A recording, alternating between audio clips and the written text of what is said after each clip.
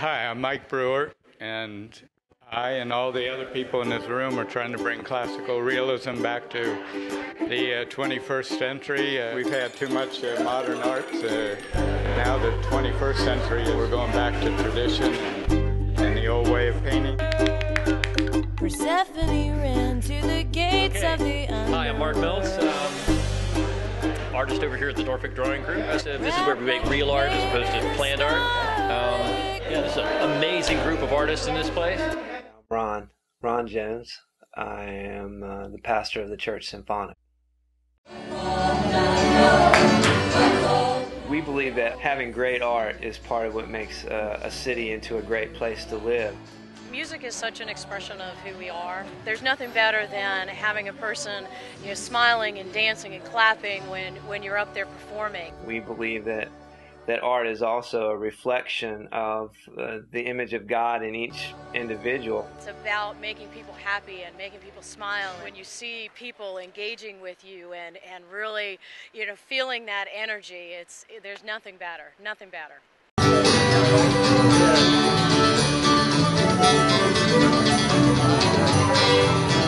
My name is Jessie Owens, also known as Jessie O, and I am the music editor for All Daily. I don't know any preacher jokes. I know some drummer jokes. What do you call a drummer in a suit?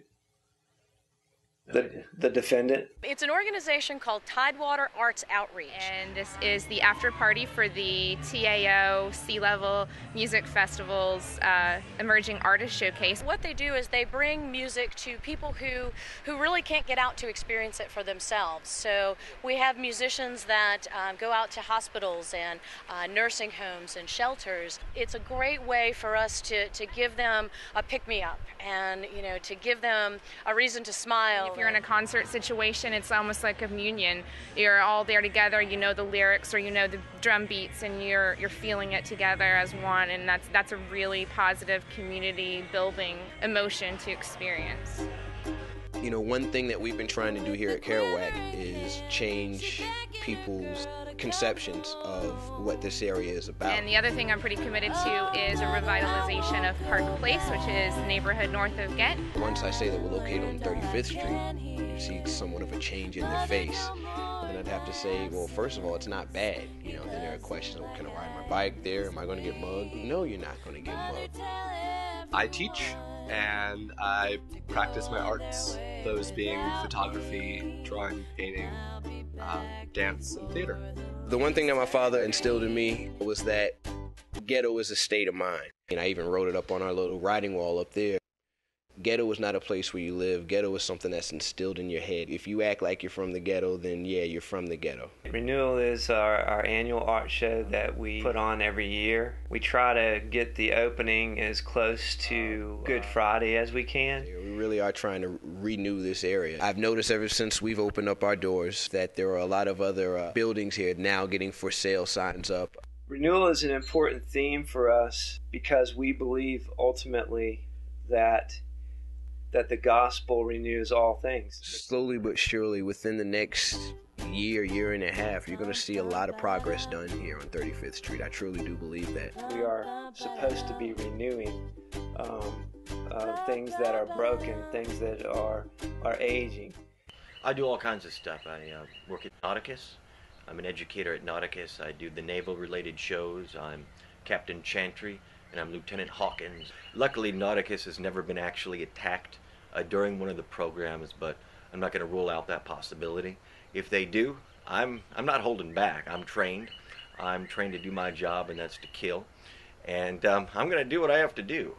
I mean, right here, I might seem like a guy drinking coffee and on a porch, but I can turn it on and off. I'll do what I need to do. I'd call myself the oceanfront slayer. Do you all prepare for battle situations, like if you get attacked by a giant octopus or something? Yeah, we do. I think it's not so much we prepare, it's the fact that we are prepared. And the key is really movement, perpetual movement. I learned that from the Soviet Special Forces when I was a child. But a lot of the things that we're trying to do for this area are give people a means to express themselves, young and old, whether it be through art, literature, spoken word, film. People need those outlets. They truly do. My name is Angelina Maureen. I'm a Norfolkian artist. I go by the Soviet tactics of perpetual movement and evasion, and especially you have to become the octopus, because they have 8 limbs and you only have 4 or 5. But you got to use what you got and you keep on moving. This, in a way, is a different exercise. This is very pure and very free. There is no plan here. There is simply the attempt to get it down, the response to the mob. To tell you the truth, man, I just live for this particular day of the week.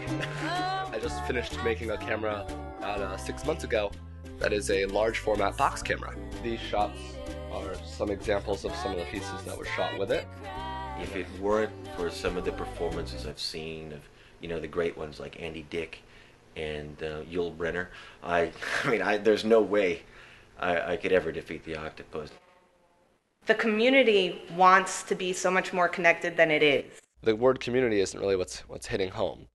We have the artists, it's just not coming together. One of my goals is to get as many children interested in their community as possible. So my goal, what I try to do every day is not just put my work out there, but try and get other artists to do the same. I want to show what's wrong with the loss of communication between other humans. I want to show that technology is really only going to distance us even further. Lee Marvin, especially his performance in the Dirty Dozen, that's what inspires me in terms of defeating octopi, or really anything else that's really big and in the water and I need to kill. This hat is actually a really fun hat. I was dumpster diving for interesting pieces, looking for cool things to make sculptures with and fun things to paint and make still lives with. Facebook has a face, but there's no pulse. And I found this hat, and I put it through the washer twice, and now it's this color, which is pretty amazing because I found it was a gray hat. I see children playing, I see people crying, I see people missing their loved ones. They're not missing their Facebook accounts, they're not missing their status updates. They're missing the way the person would give them a hug from the heart, or the way they would wave out the window. People mistake you for a highlighter when you're wearing it? I do. People ask me to spell check things as well. I've done some drawings and some paintings of zombies and some robots, but they're doing very normal things. See, that's what I'm talking about. Good robot? Yes, I can. No, I can't. I say don't do what Ricky does. He's trained, he's experienced. Run or swim, I guess, in the case of the octopi. Any painting should be beautiful, even if it's an ugly subject matter. It should be a beautiful painting, well done, and it should inspire people, and they should have a sense of awe. They should do a double take when they see a painting and want to come back and look at it again. We live most of our lives in the realm of the useful rather than the realm of the beautiful.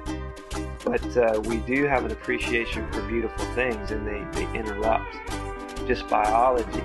We just live biologically so often.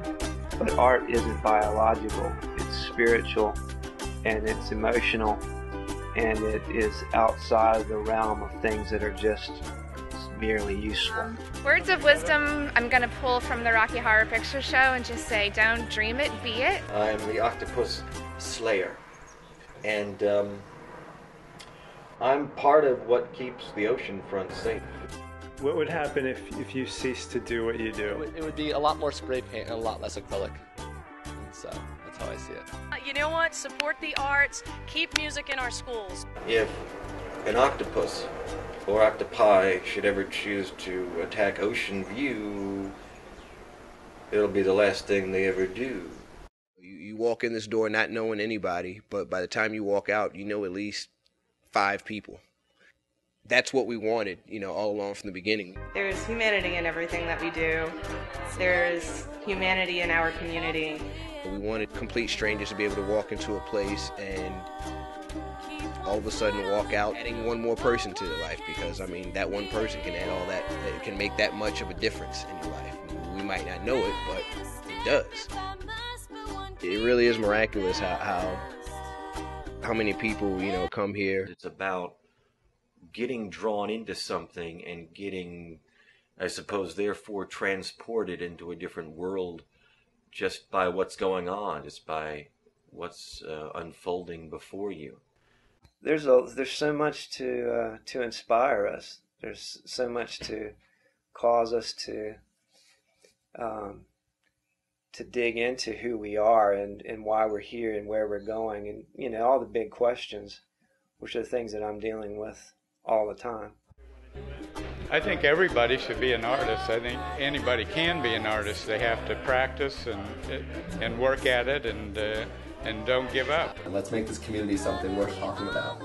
Kids, keep practicing because it's not easy, but it sure is fun. I look at this almost as just a unfinished artwork, but it's a collaborative effort when it comes down to it. So I think when all is said and done, there are going to be a lot of signatures on Kerouac, and that's the thing I really love about it. Cheers to that. Rock and roll renewal.